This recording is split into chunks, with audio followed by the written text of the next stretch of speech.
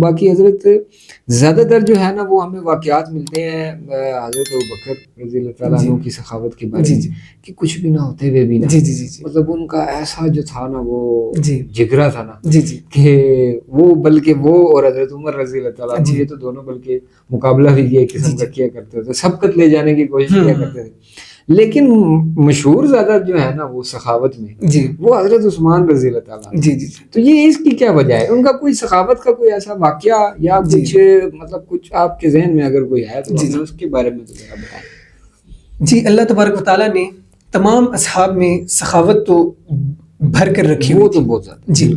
لیکن حضرت عثمان غنی رضی اللہ تعالیٰ عنہ میں یہ صفت کچھ زیادہ ہی تھی، اللہ تبارک و تعالیٰ نے ان کے اندر یہ صفت کچھ زیادہ ہی جو ہے وہ رکھی ہوئی تھی۔ اب کئی مواقع پر حضرت عثمان غنی رضی اللہ تعالیٰ عنہ نے اسلام کو اتنا مالا مال فرمایا کہ نبی کریم صلی اللہ علیہ وسلم بھی بہت تھے، جی بالکل بہت زیادہ، حالانکہ آج کل ہم دیکھا جائے نا تو جو جیسے میں شروع میں آپ نے سنا ہوگا میں جو بات کر رہا تھا کہ آج کل کے جو عمرا ہے نا تو ان کا دل اتنا ہی چھوٹا ہو جاتا ہے بالکل خرچ کرنے کے بارے میں اور ان کی سخاوت جو ہے نا۔ اچھا پھر میں آپ کی بات کر لوں تو نبی کریم صلی اللہ علیہ وسلم جب مدینہ منورہ تشریف لے کر آئے تو وہاں پر ایک کنواں تھا بئر روما، یہ ایک یہودی کا کنواں تھا جی۔ تو یہودی جب مسلمان اپنا سب کچھ چھوڑ چھاڑ کر مکہ کے اندر سب کچھ چھوڑ چھاڑ کر دین کی خاطر ہجرت کر کے مدینہ منورہ تشریف لے کر آئے تو وہاں پر اب ان کو پانی نہیں میسر آتا تھا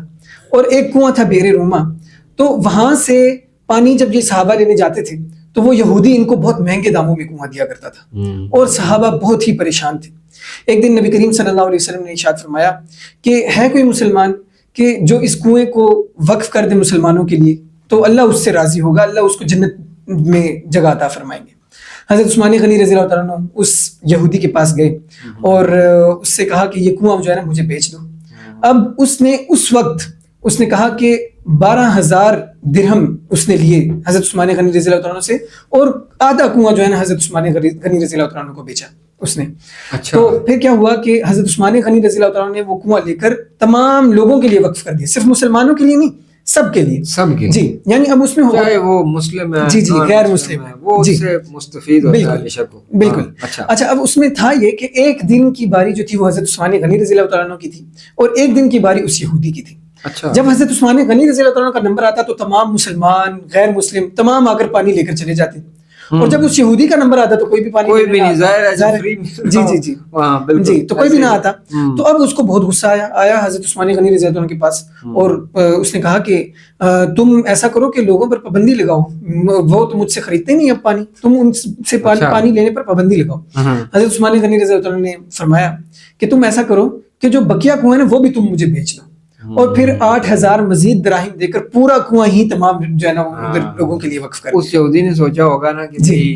ایسے تو کچھ مل نہیں رہا، چلو اسی بہانے جو ہے نا مطلب تدبیر بھی انہوں نے بڑی اچھی کی، دیکھیں جو ہے نا یہ خود ہی دے گا، میرا خیال ہے اس نے جان بوجھ کے ایسے کیا ہوگا، خیر ہے ان یہودیوں کی تو ویسے بھی نا۔ تو ایک تو یہ سخاوت کا واقعہ ہے، اس کے علاوہ بھی کئی مواقع پر نبی کریم صلی اللہ علیہ وسلم جب مدینہ منورہ تشریف لے کر آئے، مسجد نبوی کی جگہ کیونکہ اسلام دن بدن پھیلتا چلا گیا، اب مسجد نبوی کی جو جگہ تھی وہ تنگ پڑ گئی لوگوں کے لیے، اب مسلمان زیادہ تھے جگہ کم تھی،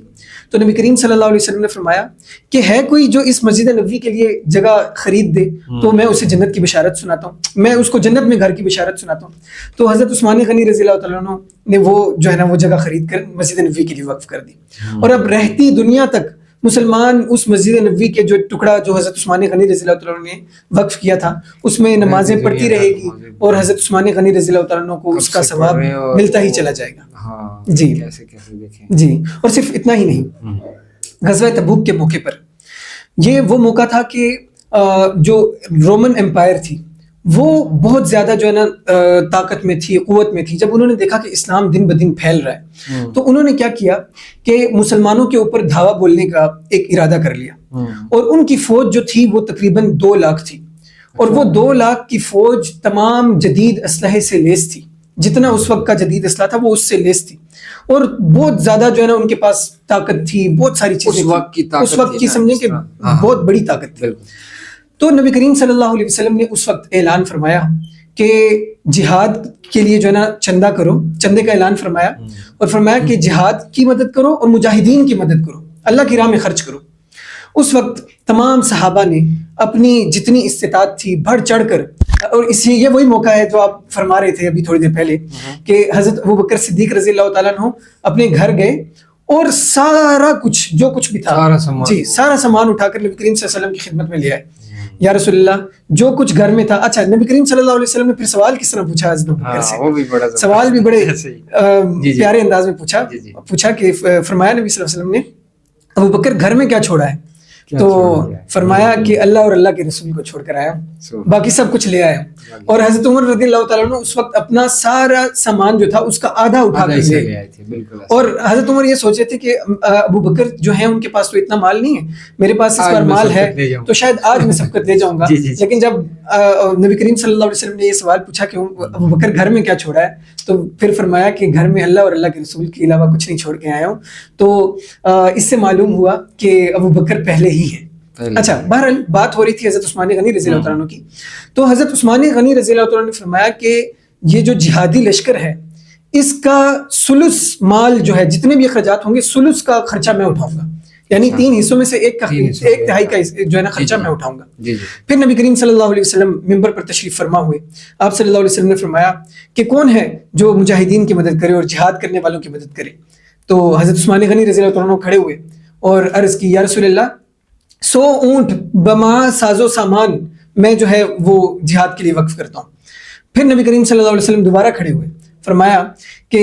کوئی ہے جو جہاد میں جو ہے اللہ کی راہ میں مزید خرچ کرے؟ حضرت عثمان غنی دوبارہ کھڑے ہوئے، پھر عرض کی یا رسول اللہ 100 اونٹ، مطلب اب پہلے کے 100 اب مزید 100، 200 اونٹ یا رسول اللہ کی راہ میں بما ساز و سامان میں پیش کرتا ہوں. اور پھر دوبارہ سے نبی کریم صلی اللہ علیہ وسلم نے جب پوچھا تو تیسری مرتبہ بھی کھڑے ہوئے اور کہا کہ یا رسول اللہ 300 اونٹ میں بما ساز و سامان کے جو ہے اللہ کی اس راہ میں خرچ کرتا ہوں. اور پھر گھر گئے اور گھر جا کر 10,000 دینار، ایک ہوتا ہے درہم چاندی کا ہوتا ہے، دینار سونے کا ہوتا ہے، تو 1,000 دینار جو ہے وہ حضرت عثمان غنی نبی کریم صلی اللہ علیہ وسلم کی خدمت میں لے کر آئے. آپ صلی اللہ علیہ وسلم ان دیناروں کو یوں اٹھاتے اور پھر فرماتے ما ضر عثمان ما عمل بعدہ، کہ آج کے بعد عثمان جو بھی عمل کرے اس کو کوئی جو ہے نا فرق نہیں پڑے گا، اللہ نے اس کو معاف کر دیا، اللہ اس سے راضی ہو گئے. اتنی بڑی خوشخبری جو ہے نبی کریم صلی اللہ علیہ وسلم نے سنائی. اور یہ وہ موقع تھا کہ جب مسلمانوں کو اشد ضرورت تھی مال کی. حضرت عثمان غنی رضی اللہ عنہ نے دل کھول کے اسلام کی جو ہے آبیاری کی اور خوب مال اللہ کی راہ میں خرچ کیا.